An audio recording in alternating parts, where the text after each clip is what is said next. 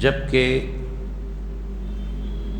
دیگر فرقے مختلف گمراہیوں کا شکار ہے، کوئی کسی کا بے ادب ہے تو کوئی کسی اور کا بے ادب ہے۔ الحمدللہ اہل سنت والجماعت کا پہلا سبق بڑوں کا ادب ہے۔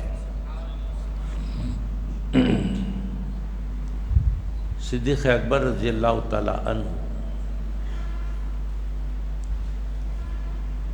جنہیں افضل البشر بعد الانبیاء بالتصدیق کہا جاتا ہے، آپ کا تذکرہ گناہوں کو مٹاتا ہے۔ حدیث پاک کی روشنی میں آقا نامدار صلی اللہ علیہ وآلہ وسلم نے ارشاد فرمایا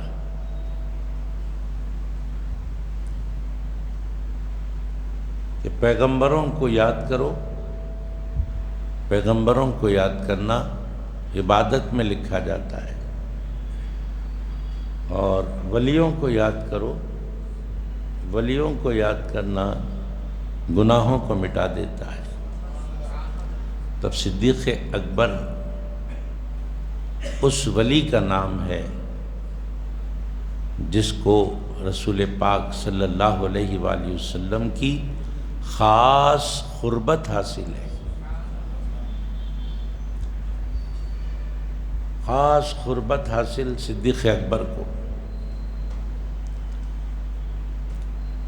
40 سال تک ہمارے نبی صلی اللہ علیہ وآلہ وسلم مکے میں خاموش اپنے عمل کے ذریعے لوگوں کو حق کی طرف بلاتے رہے۔ جب اذن الہی ہوا، اے حبیب صلی اللہ علیہ وآلہ وسلم، اب علی الاعلان اسلام کا اعلان کرو، علی الاعلان زبانی طور پر لوگوں کو اسلام کی دعوت دو۔ تو اذن الہی سے نبی پاک صلی اللہ علیہ وآلہ وسلم نے کوہ صفا پر چڑھ کر اعلائے کلمت الحق کیا، سب کو جمع کیا اور فرمایا کہ تم مجھے کیا سمجھتے ہو؟ جب ہم حج کے لیے، عمرے کے لیے جائیں اور صفا مروہ کے پاس پہنچے، جب صفا پہاڑی کو دیکھیں تو یاد کریں اس منظر کو، اپنے تصور میں لائیں کہ یہی وہ پہاڑ تھا جس پر اللہ کے نبی علیہ الصلوۃ والسلام کھڑے تھے، یہی وہ پہاڑ تھا جس پر کھڑے تھے سرکار، اور آواز لگائی تھی، اے لوگو جمع ہو جاؤ۔ یقین مانیں ہم اور آپ اگر تصور کی کوشش کرتے ہیں تو تصور کرنا ہمارے اختیار میں ہے، ہم اپنا کام کریں، اور وہ سارا منظر 1400 سال پہلے کا وہ منظر اللہ اپنی قدرت سے ہمارے سامنے لا کر رکھ دیتا ہے۔ ہم تھوڑی دیر کے لیے 1400 سال پہلے پیچھے چلے جاتے ہیں، وہ پہاڑ جس پر سرکار کھڑے اور فرما رہے ہیں تم مجھے کیا سمجھتے ہو؟ 40 سال تک جن کو مکے والوں نے دیکھا ہو وہ کیا کہیں گے؟ وہی کہا سب نے جو کچھ 40 سال سے دیکھتے آ رہے تھے، کہا ہم آپ کو صادق سمجھتے ہیں، سچا، کیونکہ آج تک ہم نے آپ کو جھوٹ بولتے ہوئے نہیں سنا۔ ہم آپ کو امین سمجھتے ہیں، کیونکہ ہم میں سے کسی نے آپ کے پاس اگر کچھ امانت کے طور پر رکھایا تو جوں کا توں آپ نے اس کو واپس کر دیا۔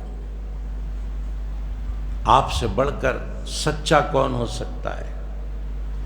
آپ سے بڑھ کر امانت دار امین کون ہو سکتا ہے؟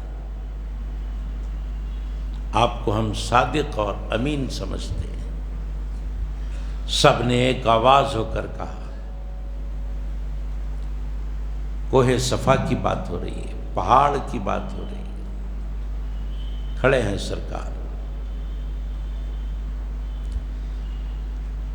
اس کے بعد حضور صلی اللہ علیہ وآلہ وسلم نے فرمایا، یہ بتاؤ اگر میں تم سے کہوں کہ اس پہاڑ کے پیچھے تمہارے دشمن کا لشکر ہے اور اب تم پر وہ حملہ کرنے کو آ رہا ہے، تو کیا تم میری اس بات پر یقین کر لو گے؟ سب نے کہا کیوں نہیں، بالکل یقین کر لیں گے، آپ سچے آدمی ہیں، آپ کا بچپن ہم نے دیکھا، آپ کی جوانی ہم نے دیکھی ہے، اب 40 سال کی عمر شریف تک آپ کو ہم نے دیکھا ہے، آپ جھوٹ نہیں بولتے، آپ جو بھی بولتے ہیں سچ بولتے ہیں۔ ہم اس بات کو یقین کر لیں گے کہ پہاڑ کے پیچھے لشکر ہے، ہم دیکھیں گے نہیں، بنا دیکھے آپ کے کہنے پر یقین کر لیں۔ تو جب یقین کی اس منزل میں یہ لوگ آئے تو حضور صلی اللہ علیہ وآلہ وسلم نے فرمایا، ایک سچی بات ہے، سچے منہ سے سن لو اور سچے دل سے اس کو قبول کر لو۔ وہ کون سی بات ہے؟ آقا نامدار صلی اللہ علیہ وآلہ وسلم نے فرمایا، وہ بات ہے کہ عبادت کے لائق صرف ایک ذات ہے، اس پر ایمان لاؤ اور کہو اشہد ان لا الہ الا اللہ، میں گواہی دیتا ہوں کہ اللہ کے سوا کوئی معبود نہیں، وَأَشْهَدُ أَنَّ مُحَمَّدًا عَبْدُهُ وَرَسُولُهُ، اور میرے بارے میں اس بات کا اقرار اور تصدیق دل سے کر لو کہ میں اللہ کا بھیجا ہوا رسول ہوں، اس کا بندہ ہوں، اس کی وحدانیت اور میری رسالت کو دل سے تسلیم کر لو، زبان سے اقرار کر لو۔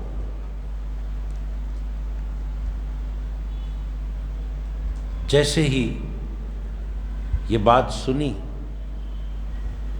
لوگوں میں ہلچل مچ گئی، یہ کیا نئی بات ہو گئی، یہ کیا عجیب بات ہو گئی۔ سرکار نے فرمایا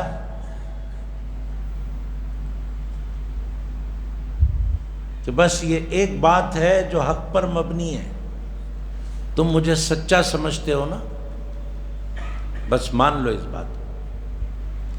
لوگ تقسیم ہو گئے، لوگ تقسیم ہو گئے، کچھ لوگ خاموش ہو گئے، کچھ لوگ برہم ہو گئے، چند لوگ تھے جنہوں نے سرکار کی اس دعوت پر لبیک کہا اور ان لبیک کہنے والوں میں ایک کم عمر 10 سال کا لڑکا تھا جسے علی مرتضیٰ کہتے ہیں، ایک خاتون تھی جسے خدیجۃ الکبریٰ کہتے ہیں، ایک غلام تھے جنہیں زید بن ثابت کہتے ہیں، اور ایک مرد آدمی تھا جسے ابو بکر صدیق کہتے ہیں۔ چند لوگ، یہ کیسے لوگ ہیں؟ یہ ان لوگوں کے نام ہیں جو انتظار میں تھے کہ کب اعلان ہوگا اور کب ہم اس کی تصدیق کریں گے، کب آواز دی جائے گی، کب ہم لبیک کہیں گے، انتظار میں تھے۔ ایسا نہیں کہ ابھی ابھی ان کے سامنے دعوت پیش کی گئی اور ابھی ابھی ان لوگوں نے لبیک کہا، نہیں، یہ ایسی شخصیتیں ہیں جو اعلان نبوت سے پہلے جان چکے تھے کہ یہ اللہ کا رسول ہے، بس انتظار تھا۔ جس طرح اس اعلان سے قبل ہمارے سرکار نبی تھے، اعلان سے قبل نبی، جب اعلان کیا تب نبی نہیں ہوئے، اعلان سے پہلے بھی نبی، جب اعلان ہوا تو اعلان نبوت ہوا۔ ایسے ہی جن لوگوں نے اس وقت میں لبیک کہا، ایسا نہیں کہ اسی وقت وہ لوگ مسلمان ہوئے، مومن ہوئے، نبی پہ ایمان لائے، نہیں، جس طرح نبی اعلان سے پہلے نبی، اسی طرح اس وقت جو مومن ہوئے وہ پہلے سے ایمان دل میں لا چکے تھے، بس انتظار تھا کہ کب اعلان ہوگا اور کب ہم اپنے ایمان کا اعلان کریں گے۔ ادھر سے نبوت کا اعلان ہو رہا ہے، ادھر سے اقرار کا اعلان ہو رہا ہے، پہلے ہی مان چکے تھے کہ یہ اللہ کے رسول ہیں،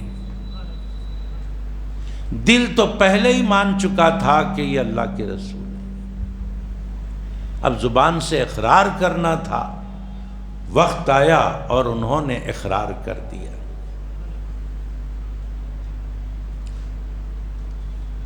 مردوں میں سب سے پہلا نام صدیق اکبر کا، بچوں میں پہلا نام علی مرتضیٰ کا، عورتوں میں پہلا نام خدیجۃ الکبریٰ کا، غلاموں میں پہلا نام زید بن ثابت کا۔ اس شخصیت کا نام صدیق اکبر ہے۔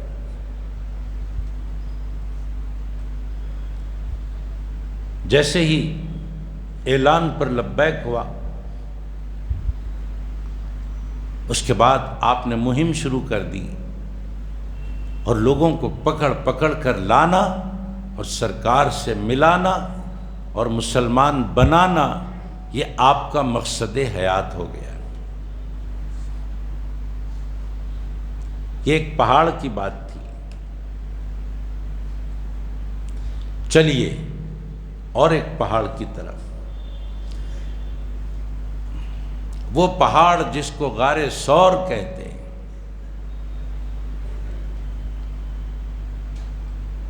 اس پہاڑ پر کون ہے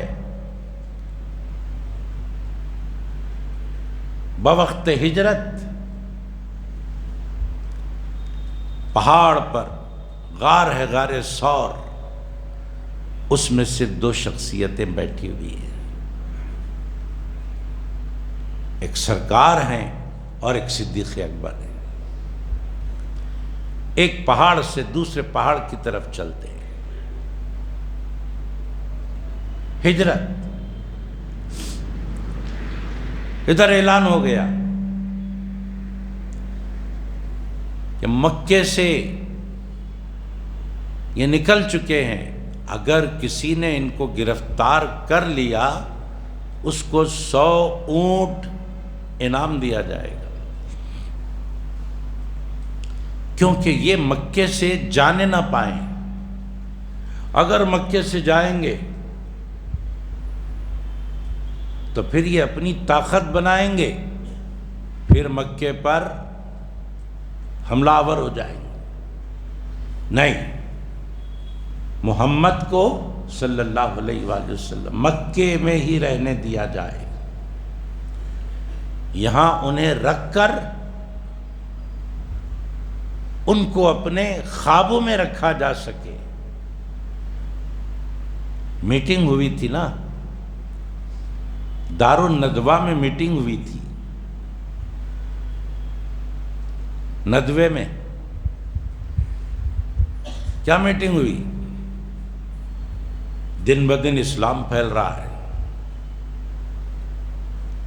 ان کے چاہنے والے اسلام پھیلانے میں لگے ہوئے۔ اب ایک کام کریں گے، ان کی اس تحریک کو روکیں گے۔ مشورہ دو، کس کے دل میں کیا بات آ رہی ہے، بولو۔ ایک نے کھڑے ہو کر کہا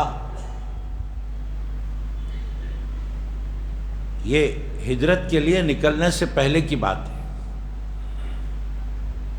ایک نے کہا ان کو ہم نظر بند کر دیں گے،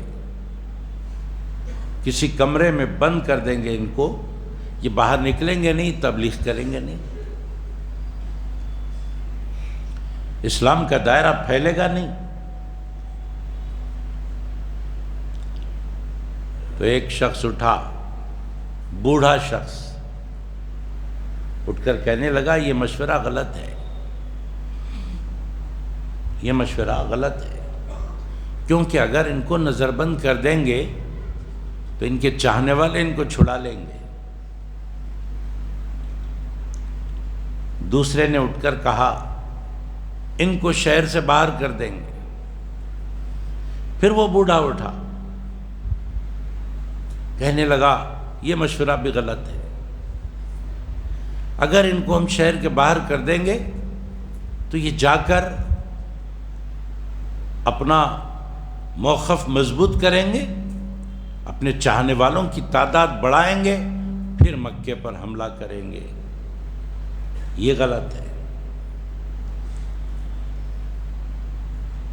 پھر ایک ابو جہل اٹھا، اٹھ کر کہنے لگا ایک کام کرتے ہیں، نہ نظر بند کرتے ہیں، نہ شہر کے باہر کرتے ہیں، ان کو سب مل کر ایک بارگی حملہ کر کے قتل کر دیں گے۔ جب سب مل کر کریں گے تو کسی ایک پر بات نہیں آئے گی، ایسے کر دیں گے۔ وہ بوڑھا اٹھا، اٹھ کر کہنے لگا یہ رائے اچھی ہے، یہ مشورہ اچھا ہے۔ لوگوں نے پوچھا کہ آپ کون ہیں؟ نئے معلوم ہوتے ہیں، آپ ہیں کون؟ آپ کو تو ہم نے یہاں اس سے پہلے دیکھا نہیں، جانتے وہ کون تھا؟ اس نے کہا میں نجدی ہوں، ریاض سے آیا ہوں۔ ریاض کا پہلا نام نجد، یہ سارے نجدی وہیں سے نکلے۔ میں نجد سے آیا۔ اچھا وہ تھا کون؟ اصل میں وہ شیطان تھا جو نجدی شیخ کے روپ میں آیا تھا۔ اس نے کہا کہ یہ قتل کا منصوبہ ٹھیک ہے۔ اب مکے والوں نے جب یہ طے کر لیا کہ ان کو قتل کرنا ہے، ادھر سے اللہ نے اجازت دی، حکم دیا کہ اے حبیب مکے سے نکلو، مکے سے نکلو۔ اب سرکار کے پاس امانتیں تھی، وہ لوگوں کو دینا تھا، رات کا وقت ہے، جانا ہے مدینہ۔ پھر یہ امانتیں کون دے گا؟ سرکار نے حضرت علی کو اپنے گھر میں رکھا یہ فرما کر کہ یہ امانتیں ہیں، میں مدینہ جا رہا ہوں، تم صبح اٹھنا اور یہ امانتیں لوگوں کی دے دینا سب کو، اور پھر تم بھی مدینہ چلے آنا۔ ایک ذمہ داری علی مرتضیٰ کو سرکار نے دی۔ چلے سیدھے کس کے گھر؟ اسی کے گھر جس کا تذکرہ آج ہم کر رہے ہیں، ابو بکر صدیق کے گھر۔ فرمایا ابو بکر چلو چلو۔ حضرت ابو بکر صدیق تیار ہوئے۔ ارے کیسے جانثار جی، کیسے جانثار ہیں؟ ایک سے کہا جا رہا ہے کہ تلواروں کی چھاؤں میں یہاں گھر میں بیٹھے رہو، تلواروں کی چھاؤں میں رات گزارنے ایک عاشق تیار ہے، اور ایک عاشق سے کہا جا رہا ہے کہ چلو، جبکہ اعلان ہو گیا ہے کہ اگر کسی نے انہیں گرفتار کر لیا تو 100 اونٹ انعام میں دیے جائیں گے۔ یہ خطرے کی گھنٹی ہے، اور کہا جا رہا ہے کہ چلو۔ تو دوسرا عاشق یہ نہیں پوچھ رہا کہ کہاں چلنا ہے، کیوں چلنا ہے، بس آقا نے کہا چلو، عاشق نے کہا چلو چلے۔ یہ ہے عشق، اور یہ ہے عاشقوں کی روش۔ ایک محب ہوتا ہے، ایک عاشق ہوتا ہے۔ جو محب ہوتا ہے وہ خود کا بھی خیال رکھتا ہے، محبوب کا بھی خیال رکھتا ہے۔ جو عاشق ہوتا ہے وہ خود کا خیال نہیں رکھتا، پورا پورا معشوق کا خیال رکھتا ہے۔ معشوق پہ مر مٹنا یہ عاشق کا دستور ہے۔ چلے، اعلان ہو گیا، جو گرفتار کرے گا 100 اونٹ۔ صدیق اکبر کو ساتھ لیا اور چلے۔ آج تذکرہ انہی کا ہو رہا ہے، انہی کی یاد میں ہم آج وقت لگا رہے ہیں۔ صدیق اکبر کے عشق اور محبت کا عالم دیکھو۔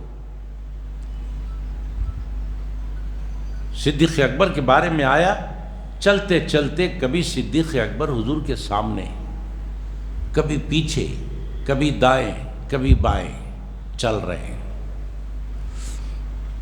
بعد میں پوچھا گیا کہ اس طریقے کا چلنا کیوں تھا؟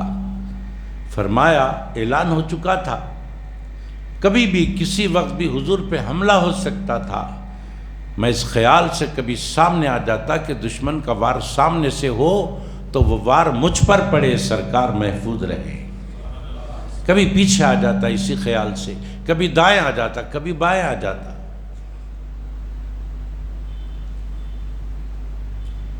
اس خیال سے کبھی آگے، کبھی بائیں، کبھی پیچھے، کبھی دائیں۔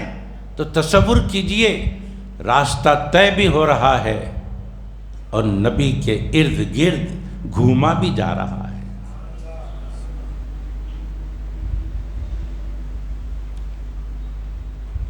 چلے، ایک غار میں رکے، یہ بھی پہاڑ کی بات ہے۔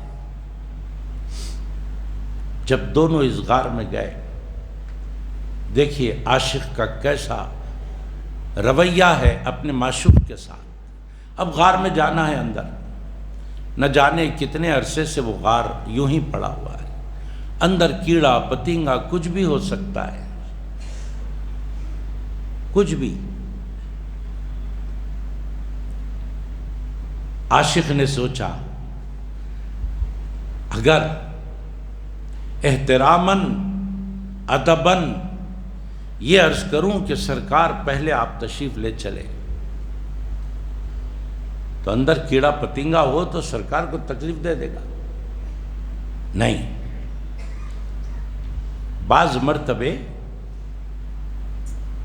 ادب کے تیور بدلتے ہیں، بعض مرتبے معشوق کو مقدم کرنا پڑتا ہے، سرکار چلیے۔ اور بعض موقع ایسے ہوتے ہیں جہاں معشوق کو روک کر خود کو مقدم ہونا پڑتا ہے۔ یہ عشق کے دستور صدیق اکبر کو بہت اچھے طریقے سے معلوم تھے۔ ایک موقع وہ تھا جبکہ نماز ہو رہی ہے، جماعت چل رہی ہے، صدیق اکبر نماز کی امامت کر رہے ہیں، حضور کی تشریف آوری ہوئی۔ یہی صدیق اکبر ہیں جو مقدم نہیں ہونا چاہتے، حضور کو مقدم کرنا چاہتے ہیں، حضور کو آگے کرنا چاہتے ہیں، خود پیچھے ہونا چاہتے ہیں۔ ان کو معلوم تھا یہ موقع حضور کو آگے کرنے کا ہے، خود پیچھے ہونے کا ہے۔ مصلی سے ہٹ گئے، سرکار نے فرمایا ابو بکر نماز کو جاری رکھو، ہٹ گئے۔ عرض کیا ابو قحافہ کا بیٹا اس لائق نہیں کہ آپ کی امامت کرے، نہیں، یہ کام مجھ سے نہیں ہو سکتا، مقدم آپ ہیں، آپ آگے میں پیچھے۔ یہ موقع کی نزاکت تھی کہ حضور کو آگے کرنا چاہتے ہیں، خود پیچھے ہونا چاہتے ہیں۔ اب یہ موقع ہے کہ اب خود آگے ہونا چاہتے ہیں غار میں، اور حضور سے عرض کرتے ہیں کہ آپ بعد میں تشریف لائیں۔ جب اندر جا کر دیکھا تو غار کے چاروں طرف سوراخیں، کیڑے پتنگوں کے آنے کے راستے کھلے ہیں۔ اپنی خمیس اتاری، خمیس کے پرخچے نکالے، ایک ایک ٹکڑا ایک ایک سوراخ میں آپ نے ٹھونس دیا تاکہ کوئی کیڑا پتنگا نہ آئے۔ سرکار کی خدمت کی، ایک سوراخ بچ گیا، وہاں ایڑی لگا دی، بیٹھ گئے، عرض کیا حضور تشریف لائیں۔ غار کی صفائی، غار کی ستھرائی ہو گئی، غار پاک صاف ستھرا ہو گیا، اب آپ آئیے۔ معلوم کیا ہوا؟ علماء کرام، مفسرین کرام، محدثین کرام، صوفیاء کرام فرماتے ہیں غار بمعنی دل، بندے کا دل، مومن کا دل بھی غار کی طرح ہے، سمجھ لو۔ اب اس میں سرکار کی آمد ہونا تو دل ویسے ہی پاک صاف ہونا جیسے وہ غار پاک صاف ہوا، کیونکہ ناپاک غار میں سرکار نہیں آتے تو ناپاک دل میں بھی نہیں آتے۔ اب سوال یہ ہے کہ قلب کی پاکی کا طریقہ کیا ہے؟ جس میں سرکار آئیں تو اسی واقعے کو دیکھ لو، وہ غار پاک ہے جس میں ابو بکر ہے، تو وہ دل بھی پاک ہے جس میں صدیق اکبر ہیں۔ نبی کو اپنے دل میں دعوت دینا ہو تو پہلے صدیق کی عقیدت لا لو۔ جس دل میں صدیق اکبر کی عقیدت ہوگی اس دل میں نبی پاک کی آمد ہوگی۔ اگر کسی دل میں صدیق اکبر سے کدورت ہے، دشمنی ہے، بغض ہے، بے ادبی ہے، اس دل میں سرکار ہرگز نہیں آتے۔ آ گئے سرکار، مانڈی پر سر رکھ کر لیٹ گئے۔ تھوڑی دیر کے بعد دیکھا کہ ابو بکر بہت بے چین ہے۔ فرمایا کیا ہوا؟ عرض کیا سرکار ایڑی میں کچھ تکلیف ہے۔ فرمایا ایڑی ہٹاؤ۔ ایڑی ہٹائی تو سانپ آیا نکل کر۔ سمجھ گئے کہ اس سانپ نے ڈس لیا ہے۔ سرکار نے کیا کیا؟ اپنا لعاب دہن نکالا اور اس جگہ لگا دیا جہاں سانپ نے ڈس لیا تھا۔ صدیق اکبر نے عرض کیا سرکار زہر اتر چکا ہے۔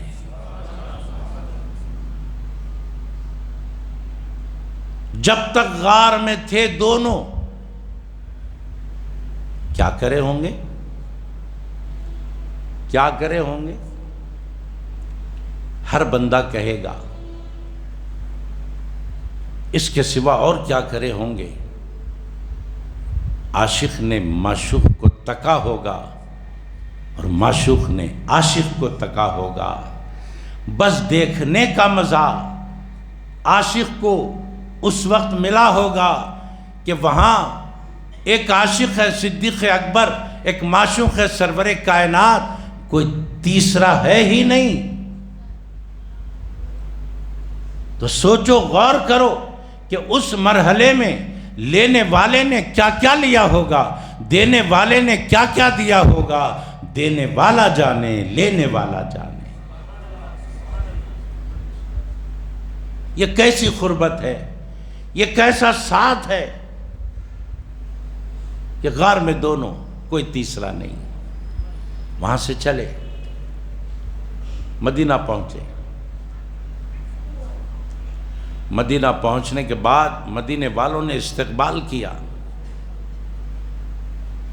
تاریخ میں لکھا ہے کہ صدیق اکبر رضی اللہ تعالی عنہ نے سرور کائنات صلی اللہ علیہ وآلہ وسلم کے سر مبارک پر ایک کپڑا تان دیا، چھتری کے ویسا، چھتری کے مانند ایک کپڑا تان دیا۔ پوچھا گیا ابو بکر، یہ چھتری پکڑے ہوئے مدینے میں داخل ہونے کا مطلب کیا ہے؟ ارشاد فرمایا، پوری دنیا کو معلوم ہو جائے یہ چھتری کے نیچے جو ہیں وہ آقا ہے، اور جو چھتری تھاما ہوا ہے وہ ان کا غلام ہے۔ یہ معلوم ہو جائے سب۔ یہ ہیں ابو بکر صدیق۔ چلیے تیسرے پہاڑ کی طرف۔ تیسرا پہاڑ احد کا پہاڑ۔ پہلا تو صفا تھا، دوسرا تو ثور تھا، اب تیسرا احد کا پہاڑ ہے۔ اس کوہ احد پر ایک موقع تھا کہ سرکار کھڑے ہیں، صدیق اکبر کھڑے ہیں، فاروق اعظم کھڑے ہیں، عثمان غنی کھڑے ہیں، چاروں کھڑے ہوئے۔ قربان جائیں احد کے نصیب پر کہ کیسی کیسی ہستیاں کھڑی ہوئی۔ روایت میں آتا ہے کہ احد پہاڑ ہلنے لگا، احد پہاڑ ہلنے لگا۔ کیوں نہ ہلے؟ بھلے احد پہاڑ بہت وسیع و عریض ہے، ہمارے معلومات کے مطابق 3.5 کلومیٹر چکلا، 7 کلومیٹر لمبا، اتنا وسیع و عریض ہے مانا، مگر جب چھوٹے پہ بڑا کھڑا ہو جاتا ہے تو چھوٹے کو ہلنا ہی پڑتا ہے۔ نبوت کا وزن اس پر، صداقت کا وزن اس پر، شہادت کا وزن اس پر، کیوں نہ ہلے؟ یا پھر یوں بھی ہو سکتا ہے کہ جب ایک نبی، ایک صدیق اور ایک فاروق، ایک عثمان، یہ چاروں کھڑے ہیں، یہ بھی تو ہو سکتا ہے کہ احد پہاڑ اس وزن سے نہ ہلے۔ یہ تو ہو سکتا ہے کہ اپنے نصیب پر وہ نازاں ہو کر جھومنے لگا، جھومنے لگا کہ آج میری پشت پر کیسے کیسے لوگ کھڑے۔ سرکار نے پہاڑ کی طرف متوجہ ہو کر فرمایا، اے احد تھم جا، اے احد تھم جا، کیا تجھے پتا نہیں کہ تجھ پر ایک نبی، ایک صدیق اور 2 شہید کھڑے ہیں؟ ایک نبی، ایک صدیق، 2 شہید کھڑے ہیں، تجھے پتا نہیں؟ خاموش، تھم جا۔ وہ تھم گیا، وہ تو تھم گیا، ہم کو ایک سبق سکھا کے گیا، ہم کو ایک اشارہ دے کر گیا۔ اے دنیا والو، نبی پاک کے زبان پاک سے نکلنے والے اس ارشاد پاک سے کچھ سیکھو۔ نبی نبی ہے، ڈکلیئر ہے، ابو بکر صدیق ہے، ڈکلیئر ہے، لیکن ابھی تو عمر شہید نہیں ہوئے، ابھی تو عثمان شہید نہیں ہوئے، ابھی تو عمر اور عثمان شہید نہیں ہوئے۔ سرکار کا یہ فرمانا کہ ایک نبی، ایک صدیق، دو شہید کھڑے ہیں تو عقیدہ مل گیا۔ ہمارے نبی وہ ہیں جنہیں اللہ نے علم غیب عطا فرمایا ہے، ابھی یہ دونوں شہید نہیں ہوئے ہیں، شہادت کی خبر مصطفیٰ دے رہے ہیں۔ یہ علم غیب نہیں تو اور کیا ہے؟ حضرات، یہ صدیق اکبر رضی اللہ تعالیٰ عنہ کی یاد ہو رہی ہے۔ 3 پہاڑیوں کے ذریعے صدیق اکبر کی یاد ہمارے دلوں میں تازہ ہو گئی۔ ایک کوہ صفا تھا، ایک کوہ سور تھا، ایک کوہ احد تھا۔ حضرات گرامی، اہل سنت والجماعت کا عقیدہ، سانچا عقیدہ، سچا عقیدہ، نبی پاک صلی اللہ علیہ وآلہ وسلم کے اصحاب کرام قابل احترام، خلفائے راشدین قابل احترام، اہل بیت اطہار قابل احترام۔ اہل سنت کا وہ پاکیزہ مذہب ہے جس میں کسی کی بے ادبی نہیں ہے، صحابہ کا بھی ادب ہے، اہل بیت کا بھی ادب ہے، صدیق اکبر کا بھی ادب ہے، مولا علی کا بھی ادب ہے۔ کسی کی اشارتاً کنایتاً بھی بے ادبی اہل سنت والجماعت میں نہیں ہے۔ یہ ہمارا نصیب ہے کہ اللہ نے ہم کو سنی مسلمانوں میں پیدا کیا ہے۔ اللہ سے دعا کرتے ہیں پروردگار جو کچھ کہا گیا سنا گیا اس پر ہم سب کو عمل کی توفیق عطا فرما۔ ہماری مسجد کے مصلی پابند محمد ندیم صاحب جو بیمار ہیں، اللہ تعالیٰ ان کو شفائے کاملہ عطا فرمائے۔